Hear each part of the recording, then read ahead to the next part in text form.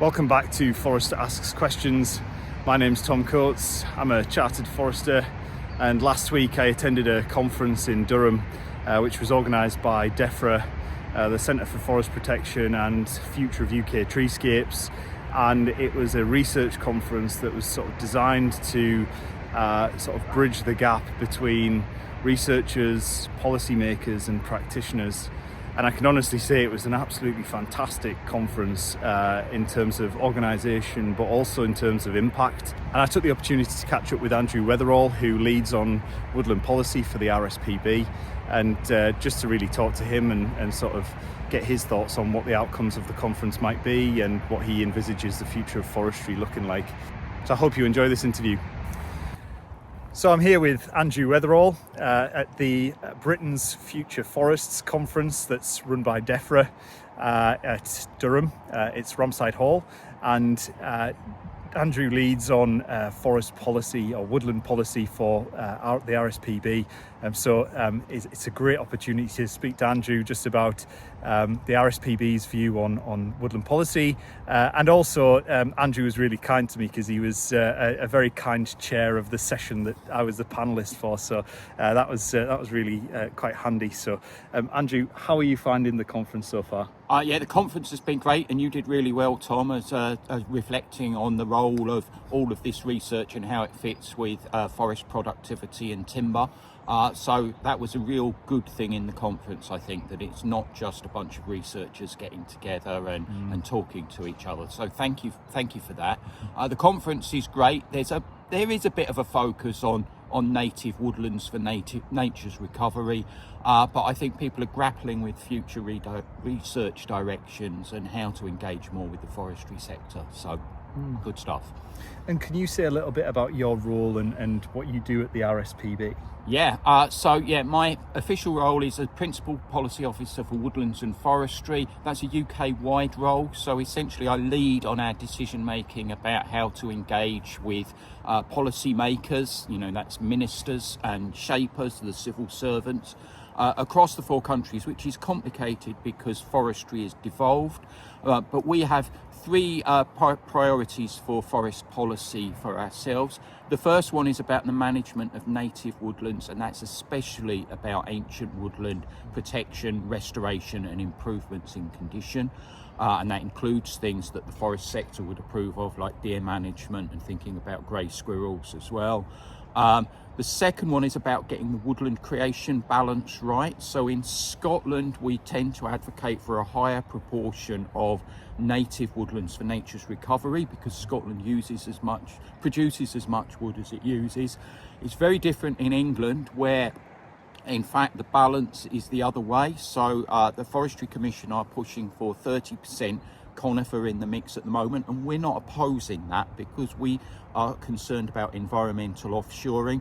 We want a strong domestic timber supply, but that feeds into our third objective, which is around what good commercial forestry looks like. And there are great examples of that across the forest industry, but we want to see more of that delivering for nature, climate and people, as well as for timber. And so, Andrew, you're a big advocate of the sort of triad approach to forestry, that you've sort of dubbed it as that, and a sort of right place before right tree. And so can you just explain that a little bit? Yeah, I'm delighted to. It is something I do bang on about a little bit. So triad forestry is it's a research idea that's existed for about 30 years now. There's a very good paper on it. It's just the idea about objectives, I suppose, that you have some areas of woodlands that are primarily for nature's recovery, obviously ancient woodlands, temperate rainforest, Caledonian pinewood. Some areas that are primarily for production, so they will be plantations. We'd like to see them moving away from an over-reliance on single species stands, more into mixtures, continuous cover forestry, so diversity of species, structures and silviculture, but definitely places where the prime focus is production, and then most probably in this middle bit, which is truly multi-objective forestry. So that's a triad forestry approach, and I would argue that once you're into that, choices about tree species and silvicultural methods become easier because you know which bit of the triad you're in. The right place first approach basically says, because right trees in the right places was a good phrase for a while, but now it means different things to everyone, I think. So right place first, you start with the place and you say, is it high carbon value?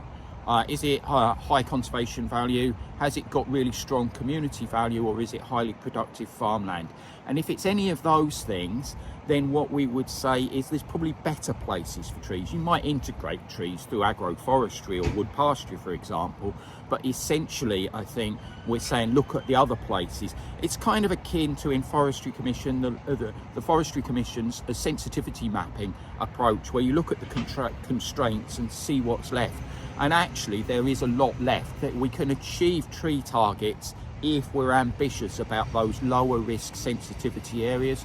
The Forestry Commission is paying a premium for that if you're in those lower risk areas, and trying to reduce the regulatory load for that as well, which we approve of, because if they're already identified as low risk, then let's go for it.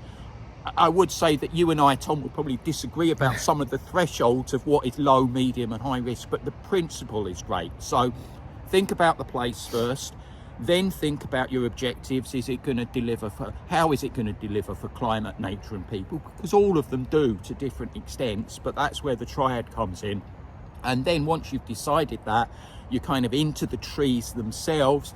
I'm a big fan of ecological site classification from Forest Research, as long as it's used properly with expert local knowledge, looking at what trees already grow well in that area and thinking about future climate, national vegetation classification, woodlands if it's native, and forest development types as well. So I think we've got the tools to make the right decisions.